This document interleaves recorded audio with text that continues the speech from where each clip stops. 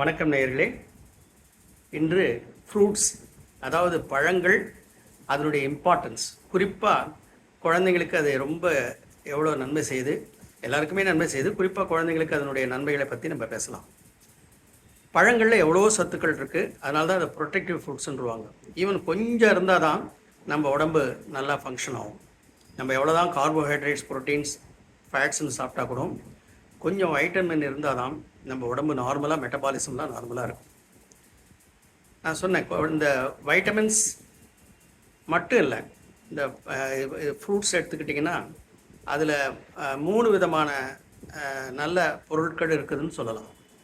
1 vitamins, 2 anti oxidants, அதில் இருக்கிற phyto chemicals, 3வது இந்த சால்யூபிள் ஃபைபர்ஸ். இந்த 3 தான் ரொம்ப முக்கியம். ஃபஸ்ட்டு வந்து வைட்டமின் வந்து எல்லாருக்கும் தெரியும் உங்களுக்கு, ஏன்னா நான் ரொம்ப பேச வேண்டியதில்லை, உங்களுக்கெல்லாம் தெரியும். கண்ணுக்கு எந்த வைட்டமின்ஸ்னு கேட்டிங்கன்னா முக்கியமாக வைட்டமின் ஏன்னு சொல்லுவீங்க. அந்த வைட்டமின் எதில் இருக்குது தெரியுமா? முக்கியமாக ஃப்ரூட்ஸில் தான்.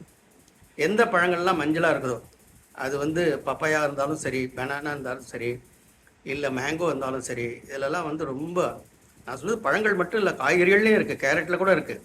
நம்ம இன்றைக்கி பழங்களை பற்றி பேசுகிறோம். அதனால் வைட்டமின் ஏ ரொம்ப அதிகமாக இருக்குது, அது கண்ணுக்கு ரொம்ப அவசியம். 2வது வைட்டமின் சி. சிட்ரஸ் ஃப்ரூட்ஸ்னு எடுத்துக்கிட்டிங்கன்னு வச்சுங்களேன், orange, Lime, lemon, sweet Lime, இதிலெல்லாம் வந்து நிறைய வைட்டமின் சி இருக்குது. வைட்டமின் சி தான் நம்ம உடம்புக்கு ரொம்ப முக்கியம். ஒரு குழந்தையுடைய க்ரோத்துக்கும் ரொம்ப முக்கியம், வேர் அண்ட் டேருக்கும் முக்கியம்.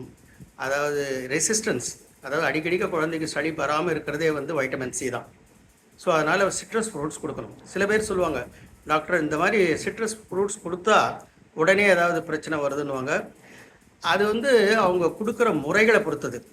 அதாவது நிறைய பேர் என்னென்னா பழங்கள்லாம் பழம் ஜூஸுன்னு தான் நினச்சிக்கிறாங்களே தவிர, முழுமையான பழங்களை எந்த தாய்மார்களும் நிறைய கொடுக்குறதா இல்லையான்னு நான் பார்த்துருக்குறேன். அதனால் ஒரு ஜூஸாக பழஞ்சூஸ் என்ன சொல்லுவாங்க, ஃப்ரெஷ் ஜூஸ் டாக்டர்னுவாங்க. என்ன தான் இருந்தாலும் பழங்களில் இருக்கிற சத்து வேறு, ஜூஸில் இருக்கிற சத்து வேறு. நம்ம அதை பற்றி இன்னொரு நாள் பேசலாம். அதனால் நீங்கள் வந்து பழங்களை கட் பண்ணி அதை அப்படியே கொடுக்கணும். 3வது 2 முடிச்சிடும்னு நினைக்கிறேன். இப்போ 3வது போகிறதுக்கு முன்னால் நான் சொன்னேன் பாருங்கள், ஃபைட்டோ கெமிக்கல்ஸ், ஆன்டி ஆக்சிடென்ட்ஸ். அது இது பெரிய பெரிய இது வந்து ரொம்ப பெரிய டாபிக். உங்களுக்கு புரிய மாதிரி சொல்கிறேன். நம்மளுக்கு உடம்புல எவ்வளோ செல் இருக்குது தெரியுமா? யாரை கேட்டாலும் டக்குன்னு ஞாபகம் வராது, எனக்கு கூட ஞாபகம் வராது. ஆனால் இன்றைக்கி ஞாபகம் வந்துடுச்சு. நம்ம உடம்புல கிட்டத்தட்ட 36 ட்ரில்லியன் செல்ஸ் இருக்குன்றாங்க. 36 ட்ரில்லியன் செல், அதுக்கு ஈக்குவலண்ட்டாக ஒரு மைக்ரோ ஆர்கானிசம் கூட நம்ம உடம்புல இருக்குது. இந்த 36 ட்ரில்லியன் செல்ஸ் வந்து ஒன்றும் ஒரு ஜெனரேட்டர் மாதிரி, அதாவது ஒரு கிரைண்டிங் மிஷின் மாதிரின்னு வச்சுங்களேன். நம்ம சாப்பிட்ற பொருள்லாம் அதில் போய் விழுது, அதுலேருந்து தான் எனர்ஜி ப்ரொடியூஸ் ஆகுது, அதுலேருந்து தான் நம்ம வாழறோம். இந்த மாதிரி எனர்ஜி ப்ரொடியூஸ் ஆகும்போது நிறைய ஹீட் ப்ரொடியூஸ் ஆகும், ரேடிக்கல்ஸ்னு சொல்லுவாங்க. இந்த ரேடிக்கல்ஸ் என்ன பண்ணுதுன்னா நம்ம உடம்பை போய் பாதிக்குது. குறிப்பாக ஒருவருடைய செல் மெம்பரைனை பாதிக்குது. அதனால தான் சில பேருக்கு வந்து கேட்ராக்ட்லாம் சீக்கிரம் வந்துடும், சில கண் பார்வையெல்லாம் கூட பிரச்சனை ஆகுது, ஹார்ட்டுக்கு, ஈவன் கேன்சர் வர்றது கூட இந்த பழங்களில் இருக்கக்கூடிய ஆன்டி ஆக்சிடென்ட்ஸ் ப்ரிவென்ட் பண்ணுதுன்றாங்க. அது எங்கே இருக்குதுன்னு கேட்பீங்க. ஒரு பழங்களுக்கும் ஒரு நிறம் இருக்குது பார்த்தீங்களா? ஆப்பிள்னால் ரெட்டு, சம்டைம் க்ரீன் ஆப்பிள் கூட இருக்குது.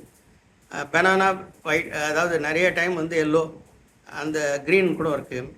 அதேமாதிரி பெரிஸ் பார்த்திங்கன்னா ஏகப்பட்ட berries, raspberry, blueberries, blackberries, cranberries, எல்லா பெரிஸும் நம்ம நாட்டில் கொஞ்சம் குறவு, ஆனால் வெளிநாட்டில் இந்த பெரிஸ்லாம் ரொம்ப அதிகம். ஸ்ட்ராபெரிஸ் மற்றும் அதுவும் இல்லாமல் வந்து செரிஸ், இதெல்லாம் வந்து நிறைய எந்தெந்த பழம்லாம் ரொம்ப கலராக இருக்கோ அந்த கலரில் தான் ஃபைட்டோ கெமிக்கல்ஸ் இருக்குது. இது ஒரு பெரிய டாபிக், அதை இன்னொரு நாளைக்கு நான் பேசுகிறேன், இன்னொரு வீடியோவாக பேசுகிறேன். ஸோ அதனால் இந்த பழங்கள் இருக்கிற இது வந்து நமக்கு ரொம்ப இம்மன்ஸ் பெனிஃபிட்ஸ்.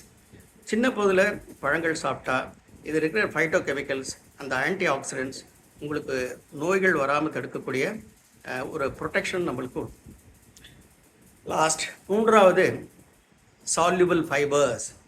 இன்றைக்கி மதர் சொல்கிறதெல்லாம் என்னென்னா, டெய்லி டாக்டர் மோஷன் போகிறதே இல்லை டாக்டர், அப்படியே போனாலும் ஆல்டர்னேட்டே போகிறோம் டாக்டர், அப்படியே போனாலும் ஈவினிங் இந்த வந்து தான் போகிறேன். இதெல்லாம் வந்து எதனாலன்னா நம்ம உணவு பழக்கங்கள் கொஞ்சம் கொஞ்சமாக மாறிட்டு வருது.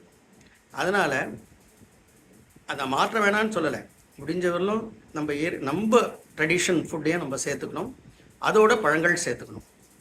குறிப்பாக வாழைப்பழம், பெனானா, பப்பாயா, கோவா, கொய்யாக்காய், வாட்டர்மெலான், இந்த பழங்கள்லாம் கொஞ்சம் நிறைய சேர்த்துக்கலாம். அந்த மாதிரிலாம் சேர்த்திங்கன்னா உங்களுக்கு அது வயிற்றில் போய் அந்த சால்யூபிள் ஃபைபர்ஸ் என்ன ஆகும்னா நல்லா டைஜஷன் ஆகிடும், உடனே மோஷன் போகும். அதனால் ஒரு நல்ல மோஷன் போனான்னா நல்லா பசி எடுக்கும். இது ரெண்டுத்துக்கும் சம்மந்தம் உண்டு. மோஷனே ஒரு 2 நாள் ஒரு குழந்தை மோஷனே போடலாம், எப்படி பசி எடுக்கும்?